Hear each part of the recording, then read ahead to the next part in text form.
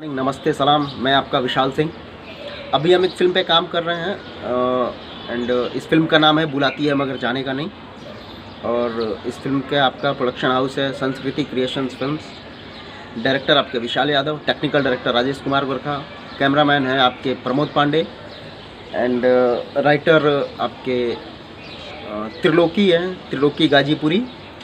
And आपके cast में आएंगे, मैं हूँ, मेरे साथ आपकी तनुश्री आएगी, एक और लड़की है, 2 हीरोइन का काम है, देखते हैं, अभी वो फाइनल नहीं है।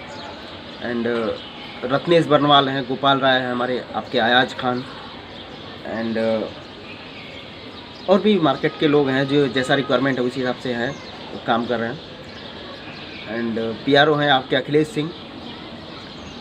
और इस फिल्म के बारे में बहुत कम शब्दों में बता दूं मैं आपको, तो ये फिल्म, मेरा कैरेक्टर जो ऐसा है कि एक रैपर का कैरेक्टर प्ले कर रहा हूँ मैं, एक भोजपुरिया रैपर हूँ मैं इस फिल्म में। उस चीज़ को प्ले कर रहे हैं, देखते हैं क्या एक्सपीरियंस मिलता है। जैसा एक्सपीरियंस रहेगा आप लोगों के साथ शेयर करूँगा मैं।